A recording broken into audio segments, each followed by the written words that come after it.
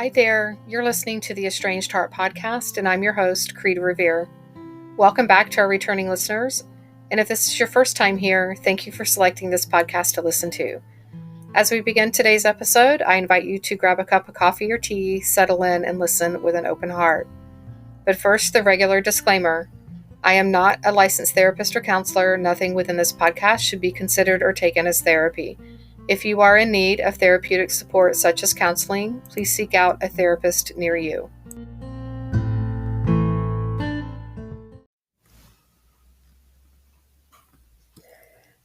Hi there.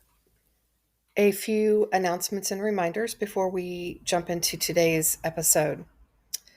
First, I want to acknowledge those listeners who have really appreciated, found comfort in, enjoyed hearing my my greyhounds in the background of episodes.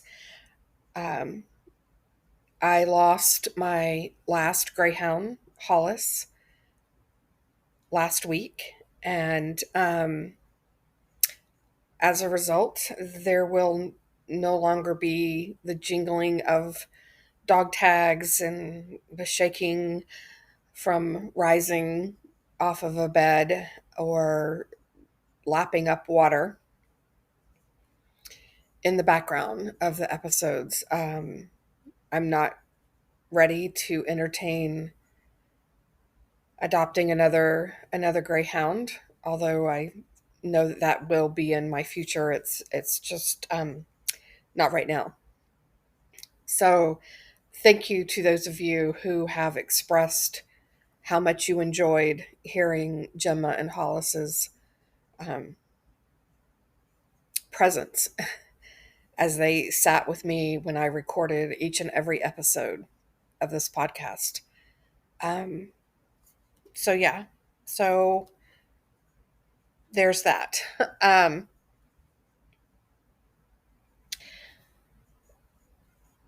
The support groups for estranged parents and estranged adult children, I'm currently taking the applications now. We will begin the week of June 24th, I believe. And so if you're interested in joining one of those groups, there's still time. And there are two groups for estranged moms, a group for reconciled moms. And if you are a mom who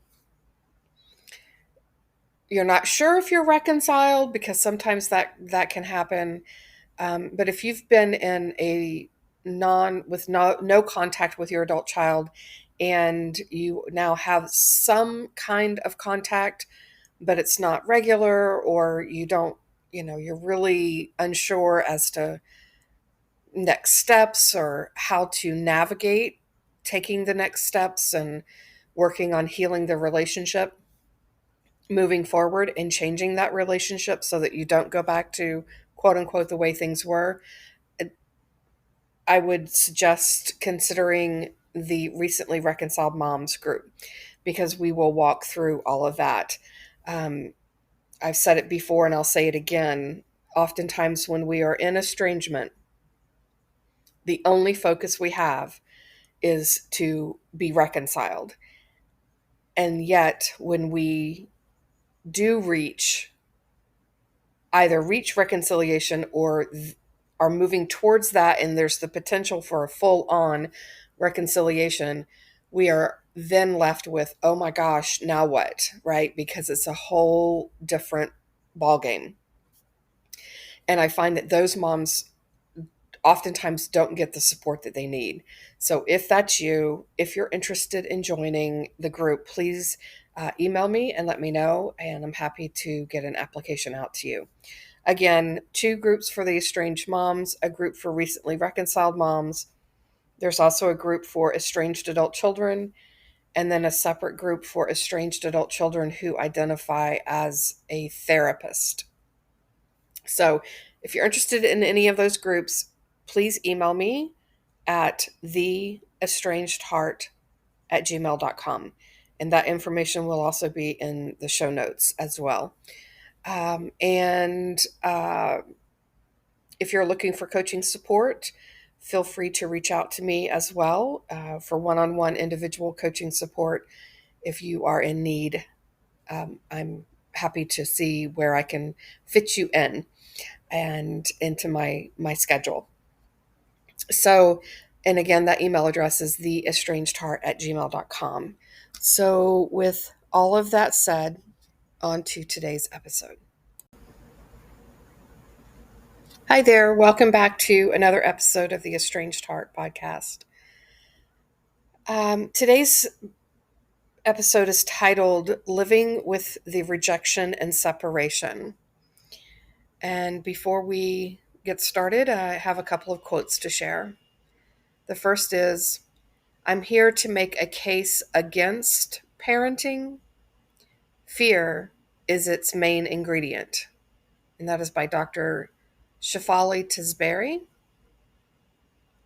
And the second is, there is one skill that lies at the heart of any healthy person, family, school, community organization, or society: the ability to see someone else deeply and make them feel seen, to accurately know another person, to let them feel valued, heard, and understood. And that is by David Brooks. I know that I've brought that particular quote up before, but I think it's worth repeating and repeating multiple times. So that one quote may appear again in the future.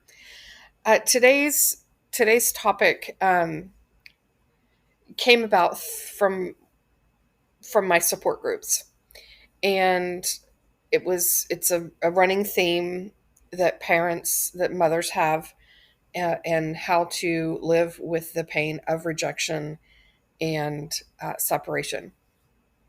And I think there's value in adult children listening to this podcast as well, because for a lot of adult children, they have felt the rejection and separation for many years prior to the estrangement.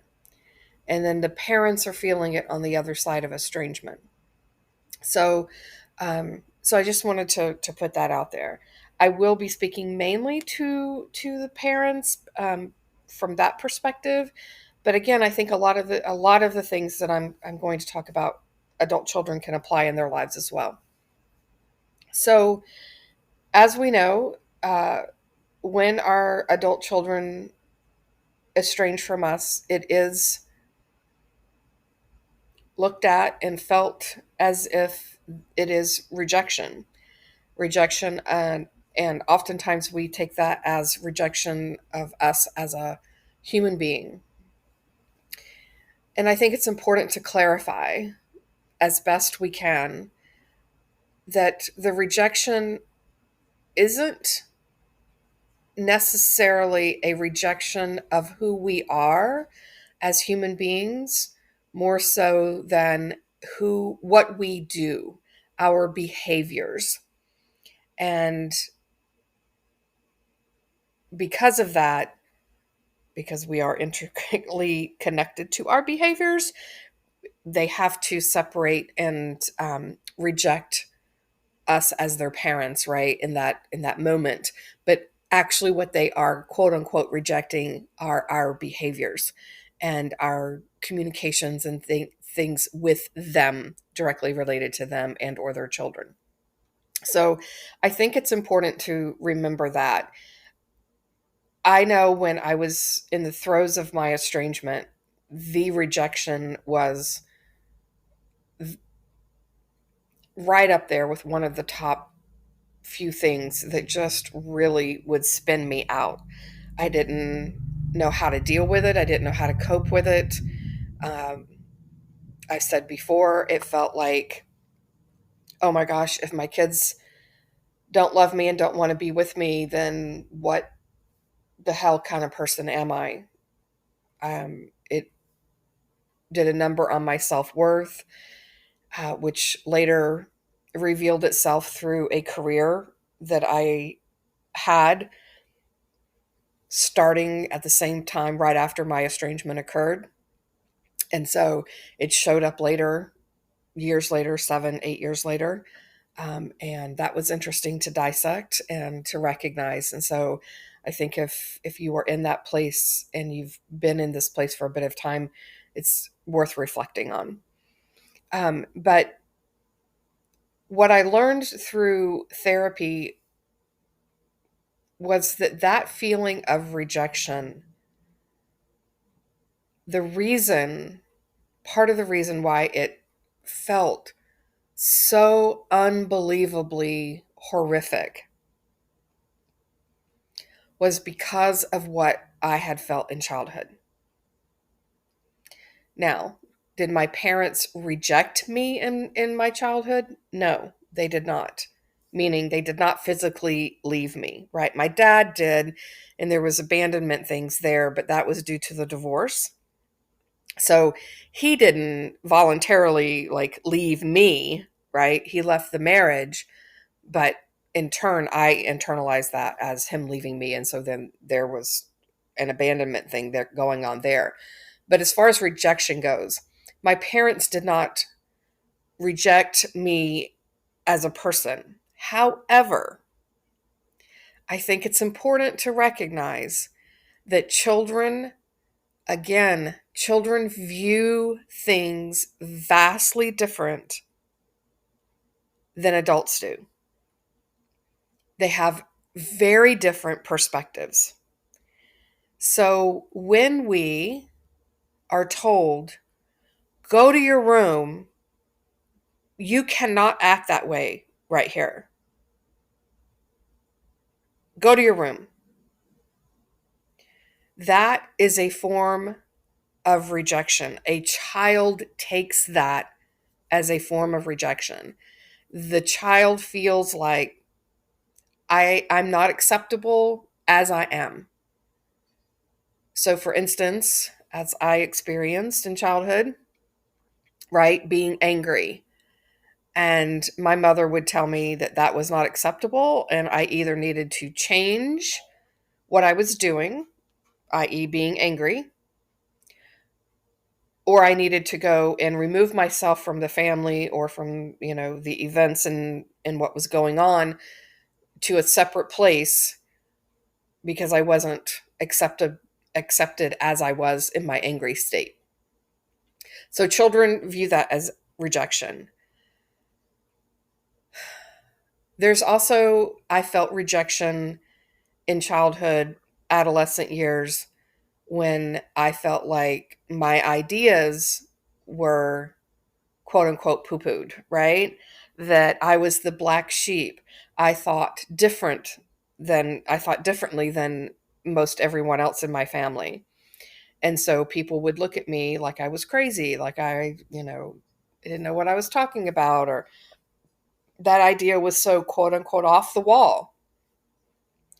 So that gave me a sense of rejection from my family, that I couldn't be a part of this family because because I was different from them.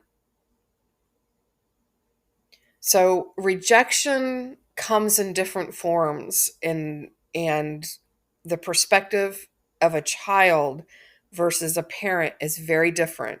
This is why we have to get to understanding the perspective of our adult children, their perspective now and their perspective from their childhood, right? Now, they may be saying, I don't need an apology for my childhood, but I need you to no longer have this behavior moving forward, kind of thing. And so they're taking space, and then we view it as rejection. So it's kind of like, again, the flip side of the coin, right? The kids are doing to us what we did to them. The kids are saying, your behaviors are no longer acceptable. And we are interpreting that to be, they are rejecting us as a human being. And it's not just about the behaviors, where when we were kids, right? and our parents did the same things to us, we looked at it as they were rejecting us versus our behaviors. And the parent was looking at it as behaviors versus the person. So it's very important that we take a step back and look at that. Now, I recognize that is much easier said than done when you are in the throes of the emotional piece of estrangement. Um, so how can you begin to get some movement and some movement to um, oh my gosh, I just lost my train of thought, to transform the suffering of rejection and separation, right? I'm going to give you a few things that I think could be helpful. And again, sometimes this will work for you. It may not work for you today. It might work for you 3 months from now, those types of things. So I think it's important just to kind of, keep this as a, either log this particular episode, jot some notes down so that you can refer back to it. The first step in learning how to live with the rejection and the separation is you have to accept your reality, right? If in doing research and things for this episode, I went to my friendly Mr. Google, and everything that popped up for how to live with rejection and separation, the very first thing that they suggest you do is to distract yourself. And I just think that is not what you should be doing. Do I think that it has a place? Yes. And I'll get to that in a moment. But to just automatically try to distract ourselves is what can lead to more suffering, because it's basically just a covering up. So we have to get to a place where we can accept our reality. We don't have to like it. We don't have to love it. We don't have to think that it's right. We don't have to do any of that. But we have to say, this is where I am at. My kid or my kids don't want to be around me right now. This is my reality. We can't begin to change anything without first having an awareness around it. Okay? So we have to stop fighting our reality. We have to lean into it a little bit more. Again, you don't have to like it. You don't have to agree with it, all of those things, but we have to accept where we are.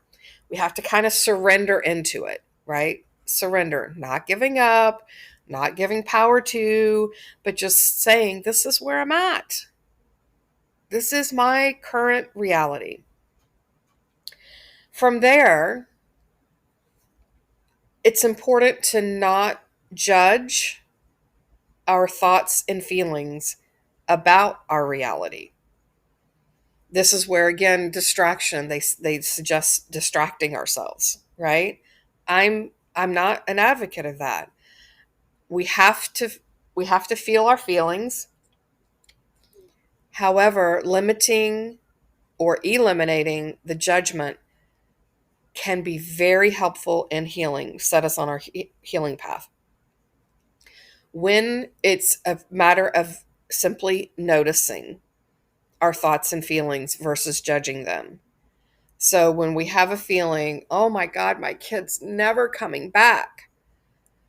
Oh, I have to stop thinking this way. I just get up, Kreed, and go for a walk. Go bake something in the kitchen. Go do something. You've got to stop thinking like this. That's judging. And if we think about our kids when they were little, in the judging of what they were doing, right? Stop doing that. Stop doing that. Stop. How many times do I have to tell you, stop? Stop. Now stop. That's not right. You don't do that. And then they keep on and on and on and on until we sit down with them and say, I see you're frustrated. Can you, let's talk about this. What is going on? Help me to understand. That's basically what you're doing when you're not judging your thoughts and feelings. It's basically you're allowing your thoughts and feelings to have space, but you're not running away with the thoughts and feelings, right? You're just noticing, oh, there you are. Yep. Anger. Yep. Yep. Yeah. Sadness, man. I know. It's there you are. There you are again. Yep. Have awareness. Don't judge. The next thing is we cannot generally think our way out of suffering. The only thing that worked for me to begin transition out of suffering was the connection I had with my therapist and being validated, being seen, being heard, and accepted for what I was, where I was in the moment. So just sitting, trying to think of, well, if I just think positive thoughts, then this is going to go away. If I just, you know, think about how, other people have it worse than I do. At least I have my kid. Susie down the street lost her child. All of this, like, we cannot think our way out of it. We have to be in community where we feel safe enough to explore and have some thoughts and feelings and to begin to move through them versus getting stuck in them. Okay. Then the next thing is it's in doing the work. I talk about this all the time. We have to do the work. What is the work? Here, in this context, doing the work is understanding your triggers, right? So the triggering of the feeling of rejection, the feeling of separation, the feeling of suffering. What are our triggers with that? Sometimes the trigger is something that we long for. So we long to have what, our best friend Susie has with the relationship she has with her daughter or her son, right? We long to have that kind of relationship with our child. And so the question and the invitation is, where is that longing coming from? When did you first experience that? When did you not get what you longed for in life? And now I'm not talking about physical things. I'm not talking about cars and houses and jobs and money and all of that. I'm talking about emotionally. When did you long for that type of connection and you didn't get it? Okay. The second thing that I think comes to play into this is a sense of feeling out of control. And for most of us parents, a feeling of not being in control is very triggering because let's face it, we have spent the majority of our children's lives managing them and controlling every aspect of their life. And now we don't have that control. And what does control bring us? Control brings us a sense of knowing what to expect, knowing what's going to happen, so we don't get anxious about the unknowns and the fears and all the things that can bring up. So that feeling of being out of control, again, the invitation is, where does that stem from? When did you first, generally as a child, feel like you didn't have control? Now, what does that look like? A lot of older parents would say, well, of course I didn't have control as a kid. I was a kid. Yes, but Our sense of not having control as children can be, I couldn't control my likes, my dislikes. Dad expected me to play football. I didn't want to play football. Mom expected me to be a ballerina and I wanted to be a tomboy, right? So that feeling of being out of control. Um, Parents dictate and control what a child eats, how they dress, what their extracurricular activities are. Like they have no autonomy. We have no autonomy when we're children. And so we tend to want to gravitate towards controlling other things when we become adults. And I can tell you that shows up. Don't just think that only shows up with people, with parents who are controlling. Oh no, no. It can also show up with parents who are passive aggressive and people pleasers, and those who are never wanting to rock the boat, because if I just go along to get along, then that controls my environment. I don't have to worry about the chaos and all the things that could happen and the conflict that could happen because I'm conflict avoidant and I don't want to feel conflict. So, in order to control that situation, I'm going to just people please. So, again, don't think that parents who are controlling were the only ones who experienced feelings of not having control as a child. That is not true. Most every child at some point in time, and especially as adolescents, feel like they have no control over their life. So I digress. And then, so those are things that you can do to quote unquote do the work, is really understanding where your triggers are coming from. Because while it's not going to take away the feeling of rejection and separation, it can help reduce the intensity of it when we have done our healing work around those types of triggers from our childhood. And then we can be with the feeling of rejection and separation a little easier, with more compassion for ourselves, and without the judgment and the shaming and all the things that come with that. Okay?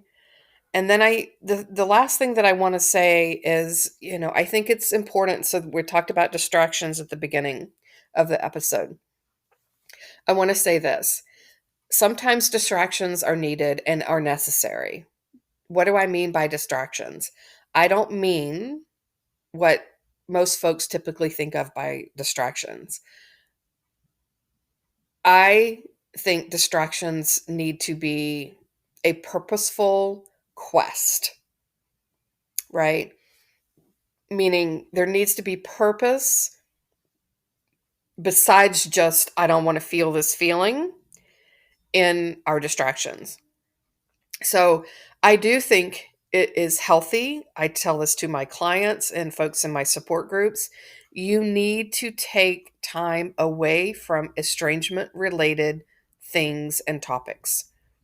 So you there are many of us, myself, I was included in this, 7 days a week. We were watching videos and reading books on estrangement, taking workshops on estrangement, being in, this group and that group and the other group, and learning about this and that and the other thing related to estrangement.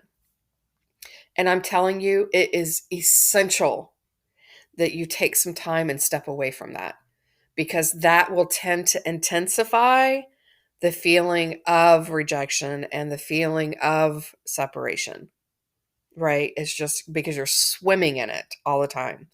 So be purposeful in your distractions. To find my go-to is, if I am going to be if I need distraction, I need to be purposeful in finding a distraction, and that distraction needs to bring me joy. So not just some aimless distraction vegging out in front of, the Netflix, right? But a doing something purposeful. setting out to read a book I've been longing to read that's a novel that can get me out of my head for a little bit, right? Going on a purposeful walk. Oh, I've been meaning to get to this beach and I want to go take a walk on the beach today or in the forest, right? Or oh, I haven't crocheted in forever. I think I'm going to pick up that blanket again that I'm making for my sister for Christmas. So I really feel and experience joy when I'm doing that. Those types of things. Be purposeful in your intent to create joy as a distraction.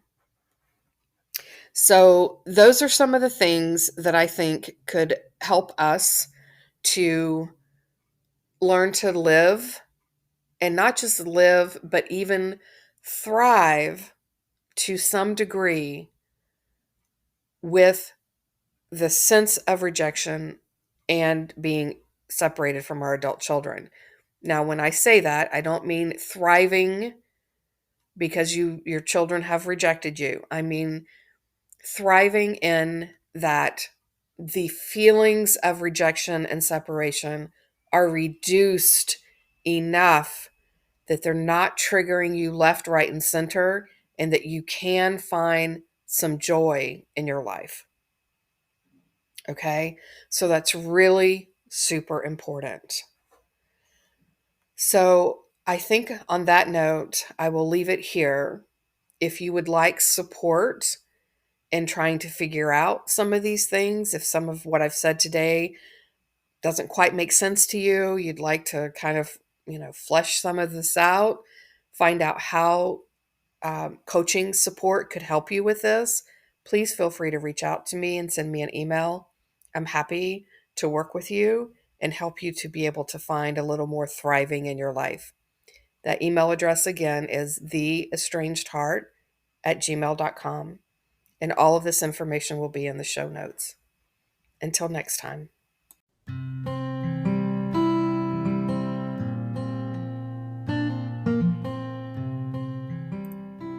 This brings this episode to a close. I hope that this time together was time you feel well spent and that you are able to find some takeaway nuggets to help you on your journey, wherever you may be on your estrangement and reconciliation path.